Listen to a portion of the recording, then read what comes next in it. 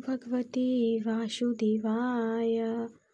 प्रथम स्कंद एकादश अध्याय।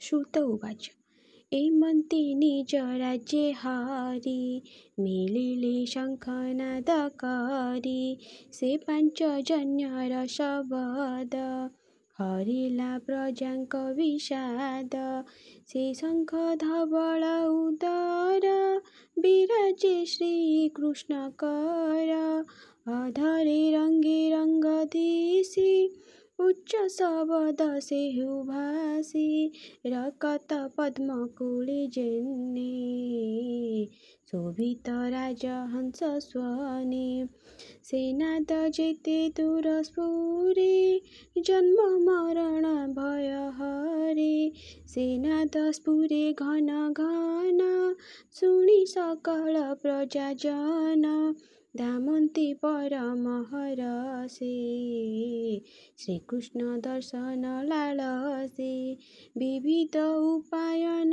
हस्ते मिलिले गोविंद अग्रते रवि समपदीप पन्ते दिवसे जेसने दिशन्ति से हरि नित्य पूर्ण काम आत्मा प्रकाश आत्मा राम तार निकटे रुंड होई सकले शिरे कर दे बालक पिता सन्निधाने जेमन्ते मान अपमाने आनंदे कृष्ण मुख जाहि बोलन्ति गद गद होई भूनाथ परम कारण तोहर अभय चरण शिव विरंचि आदि देवे नित्य सेवन्ति आत्म भावे जे चिन्ते आत्मार कारण तो पाद पद्म नारायण से काल सकल संहार तोर सेवक से न पारे जे काले सकल संसारे तोर सेवके से न पारे तू आम्भ पिता माता पति सर्व संकल्प मोक्षेम गति परम गुरु दैवत सुहृद बंधु प्रिय मित्र तो बिनु आम्भेनु किछि तू नाथ सर्व आत्मा साखी अनाथ नाथ तू आम्भर देव मानवे अगोचर तोर बदन नारायण प्रेम सहित निरीक्षण से मुख देखु तोर देहे सर्व सौंदर्य जहि रहे जेबे सुदूर देखिबारे कुरुनगर मधुपपुरे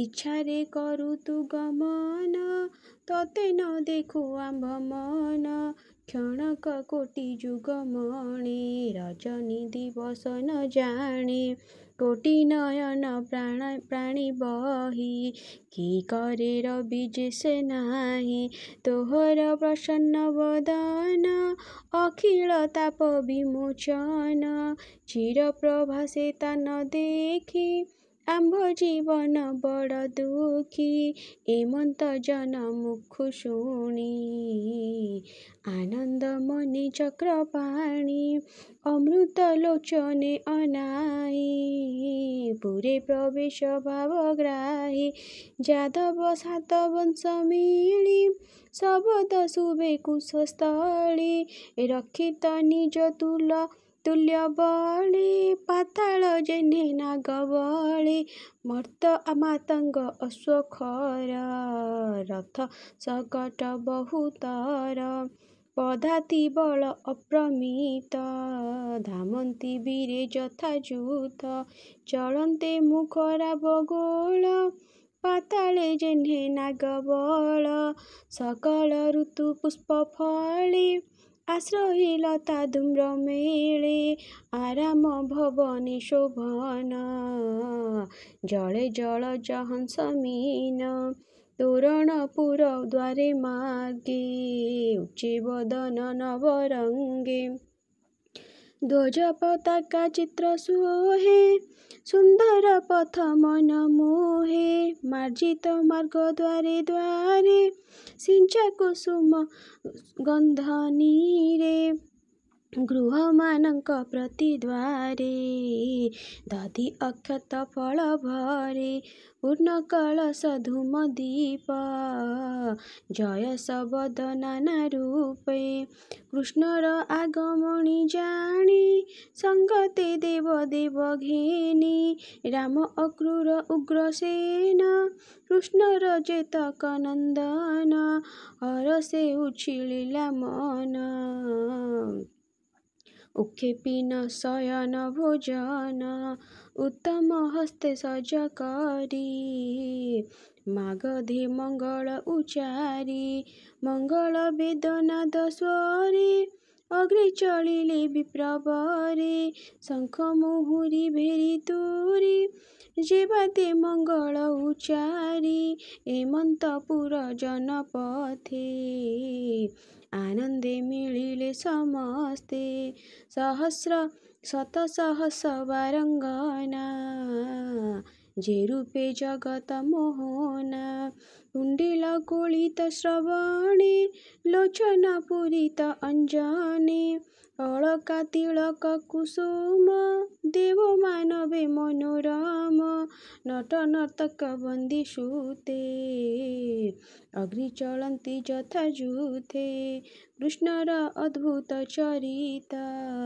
ଗାୟନ କରି ନୃତ୍ୟ ଗୀତ ମିଳିଲେ ଗୋବିନ୍ଦର ପାଶେ ସକଳ ପରମ ହରଷେ ଗୋବିନ୍ଦ ଦେଖି ପୁରଜନେ ତକ୍ଷଣ ଉପେକ୍ଷି ଆସନ ସେ ହରି ସର୍ବଗୁଣ ନିଧି ବନ୍ଧୁ ପୂଜିଲେ ଯଥା ବିଧି କାହାକୁ କରି ନମସ୍କାର ଆନନ୍ଦେ ଧରି କରେ କର କାହାକୁ କରି ଆଲିଙ୍ଗନ କାଶୀରେ ଆଘ୍ରାଣ ଚୁମ୍ବନ କାହାକୁ ମନ୍ଦେ ହାସ ଚାହିଁ ଭାବି ତୋଷିଲେ ଭାବଗ୍ରାହୀ ଆଶ୍ୱାସ କରି ପୁରଜନେ ତୋଷିଲେ ସର୍ବବାକ୍ୟ ଧନେ ଚଣ୍ଡାଳୁ ବ୍ରହ୍ମ ଯାଏ ପୂଜା କରି ତୋଷିଲେ ଦେବରାଜା କୁଳ ପୂଜିତ ଜ୍ଞାନ ବୃଦ୍ଧ କୃଷ୍ଣଙ୍କୁ କଲେ ଆଶୀର୍ବାଦ ପୁରେ ପଶନ୍ତେ ଜନାର୍ଦ୍ଦନ ଦ୍ୱାରକାପୁରେ ବଧୂଜନ ତକ୍ଷଣେ ଲାଜ ଦୂର କରି ଆରୋହୀ ଅଟ୍ଟାଳି ପାଚେରି ଦେଖିଣ କୃଷ୍ଣର ଶରୀର ମହା ଉତ୍ସବେଣ ଅସ୍ଥିର ଯଦ୍ୟପି ନିତ୍ୟ ନିତ୍ୟ ପୁରେ କୃଷ୍ଣ ବଦନ ନିରନ୍ତରେ ଦେଖି ସନ୍ତୋଷ ମନେ ନୋହେ ମନ ଯା ଅଙ୍ଗେ ସର୍ବ ଶୋଭାବନ ଲକ୍ଷ୍ମୀ ବିଳାସ ଯାର ଅଙ୍ଗେ ଅଦ୍ଭୁତ ବିବିଧ ବିଭଙ୍ଗେ ସୁଧା ସମ୍ପୂର୍ଣ୍ଣ ଯାର ଗାତ୍ର ପ୍ରାଣୀ ଲୋଚନ ପାନ ପାତ୍ର ଯାହାର ଚାରି ଭୁଜ ତଳେ ବାସନ ଆଦି ଦିଗପାଳେ ଯାହାର ଅଭୟ ଚରଣ ଭକତ ଜନଙ୍କ ଶରଣ ଧବଳ ଛତ୍ର କିବା ଧରେ କିବା ଚାମର ବିଞ୍ଚେ ଧୀରେ ଜୟ ଶବଦ କେ କରନ୍ତି କିବା କୁସୁମ ବରସନ୍ତି ପଥେ ଗୋବିନ୍ଦ ତନୁ ଶୋଭା କିବା ଉପମା ତାର ଦେବା ପୀତ ବସନ ବନମାଳି ଶ୍ରବଣେ ମକର କୁଣ୍ଡଳ ପୀତ ବସନ ବନମାଳ ଶ୍ରବଣେ ମକର କୁଣ୍ଡଳ ବିସଙ୍ଗ ବସ୍ତ୍ର ମଧ୍ୟ ଭାଗେ ଯେନେ ବିଜୁଳି ନୀଳ ମେଘେ ରବି ଶଶାଙ୍କ ଶକ୍ର ଚାପ ଶୋଭାବେ ଘନ ନୀଳ ରୂପ ପୁରୀ ପଶନ୍ତି ବ୍ରହ୍ମରାଶି ତକ୍ଷଣେ ମାତୃଗଣେ ଆସି ଆନନ୍ଦେ କରି ଆଲିଙ୍ଗନ କୃଷ୍ଣଙ୍କୁ କରନ୍ତି କଲ୍ୟାଣ ଦେବକୀ ଆଦି ସପ୍ତ ନାରୀ ଚରଣେ ନମିଲେ ମୁରାରି ସକଳ ମାତୃଗଣେ ମିଳି କୂଳେ ବସାଇ ବନମାଳି ଅନନ୍ତ ପୁତ୍ର ସ୍ନେହ ଭରି କ୍ଷୀର ସ୍ରବଇ ପ୍ରୟୋଧରେ ଅତି ଆନନ୍ଦେ ଅଶ୍ରୁ ଜଳେ ସିଞ୍ଚନ୍ତି କୃଷ୍ଣଙ୍କ ଉପରେ ମାତୃଗଣଙ୍କ ସଙ୍ଗୁ ହରି ନିଜ ଭୁବନେ ବିଜେକାରୀ। 1600 ପତ୍ନୀଙ୍କର ବିରାଜେ ରତ୍ନମୟପୁର। सकल काम अर्थ धर्म जहि विजय पूर्ण ब्रह्म। मायारे बले बनमाली पत्नी भुवने बेगे मिली।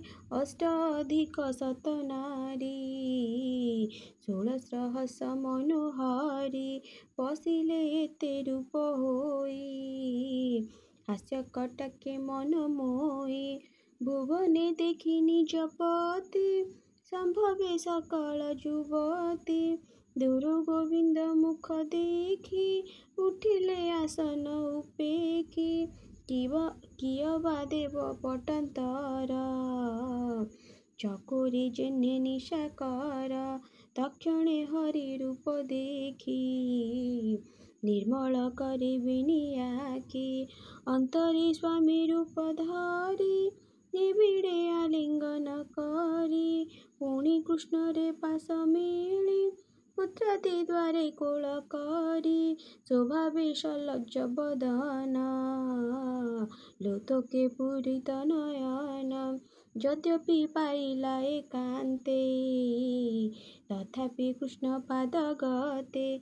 अति पीरति नव नव स्वामी चरणे केते भाव। पाद पद्मरे सेवा कले के ताहा छाड़ी पारे भले।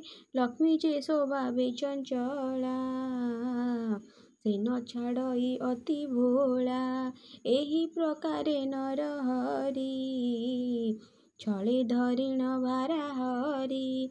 10 अयुत राजा गणे उभारी संहारिले रणे। कଳି भियाई नारायण अनले जेने समीरण। नासिले अहंकार बाधे विमान बसी निरायुधे। सोमाया बले नर हरि मनुष्य देहे अवतरी। अज्ञानी जेने गृह रही बचहि पत्नी बस होई।